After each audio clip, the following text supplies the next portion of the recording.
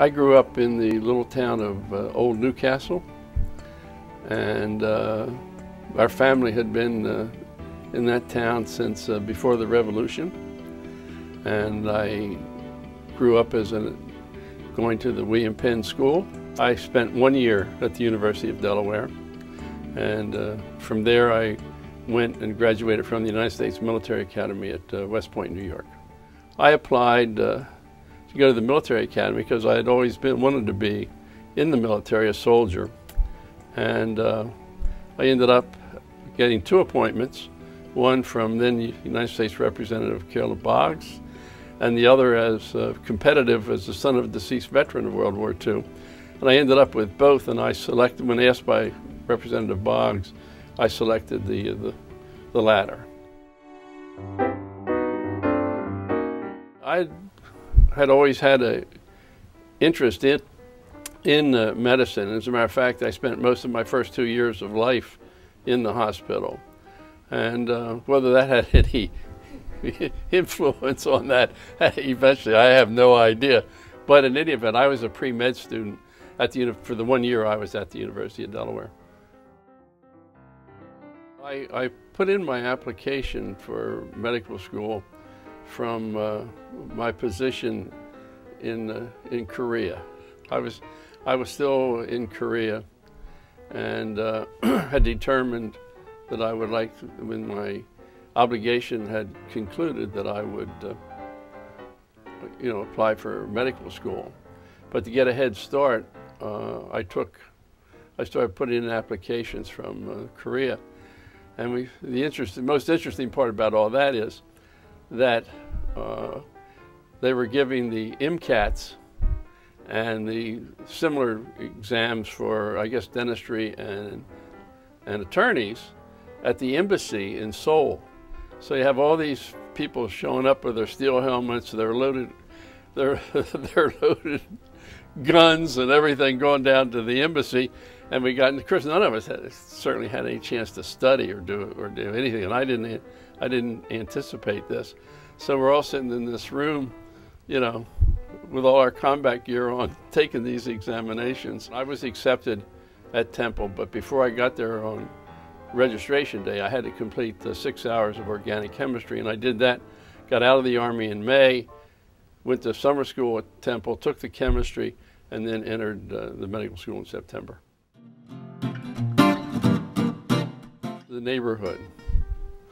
I mean, where I opened my office on Silverside Road, they were just starting to build those communities out there as Chatham and Grayling Crest, and I can't name all the communities out there. And they were the whole influx was really, really young people with young families. And one of the other preceptorships I took was in pediatrics. And I was getting a lot of referrals for the adults from the pediatricians that I had worked with at the Delaware Hospital. 75% of my practice was OB and pediatrics. One thing that had happened nationally was the fact that there used to be a concept called charitable immunity, which meant if you were doing the public good, you couldn't be sued. But sometime in the early 1960s, the Supreme Court threw that out and allowed hospitals in particular, and others who were working for the charitable good, to be sued. Well, the interns used to run the emergency rooms. Well, those days were over. You needed licensed, qualified people. So I had been hired part-time to recruit and supervise the physicians in the emergency rooms, initially there at the Delaware Hospital. So I would start my mornings there, and then go to the office and work at my office while I'm on call for the OBGYN, for the obstetrics throughout the day and night. And then we had evening office hours, I guess Tuesdays and Thursdays. And after you finished in the office at 4, 5, or 6 o'clock, then you went on your your house costs. The office visit was $3. I still have my first day's book. And if you had 2 children, it was $5. And if you went on a house call, it was $10. Family practice was not a recognized specialty then. And my mentor in medicine was Dr. Bob Flynn's father, Louis Flynn. He was a real mentor to me. In pediatrics, Dr. Warren and Dr. Fantasia were real mentors to me. In OBGYN, they all were. I mean, there was 2 or 3 groups of 4 or 5 OBs, and one of them was always in the hospital. And so they would be standing by there, I mean, I learned how to use forceps and do all that, but they were always there and always willing to pitch in and help. We were blessed throughout this state. This state was very popular for physicians, being halfway between Baltimore and Philadelphia, and we attracted individuals from medical schools in both locations and from other areas, in the United States, so that we had a whole, they just kept coming and coming and coming and coming, and apparently still are. When you have a institution like Christiana Care that has 235 residents at any given moment, most physicians will end up practicing within 10 or 20 miles of where they took their training. Well, it provided just about 100% of all the meeting space whenever 3 or more doctors wanted to get together. That was a good central location.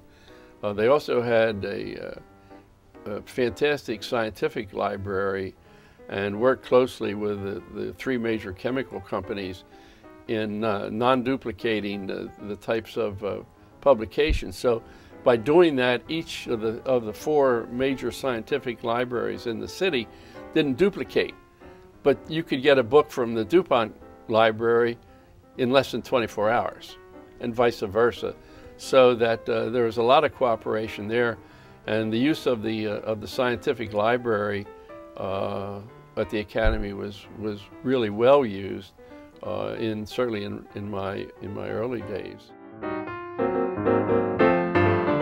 I would say that when I became president, we were in some very difficult financial straits, and the membership had been dwindling. We also maintained a major kitchen in the basement of the Academy, because we did a lot of the meetings. They had caterers, and the caterers would come in and use the kitchen, and the big walk-in refrigerators had failed. I mean, we just had the maintenance on the building, had the roof, and there was just a lot of, I mean, I didn't know this was all going to happen. None of that was going on when I became president, okay? 2 weeks after I'm there, I found out. The main concentration was seeking financing from grants and aid, from increased membership, and basically they were the sources of income that we had. And we were able to do that so that we had a balanced budget. My approach would be to go after the medical students, particularly those medical students and the residents, and they, as far as I know, they may be doing this, and start to provide specific information or education or supplements or tutors, to do some action, some activity that will create an obligation. You provide a service, and for that service, in the back of their minds, they feel that they have to reciprocate.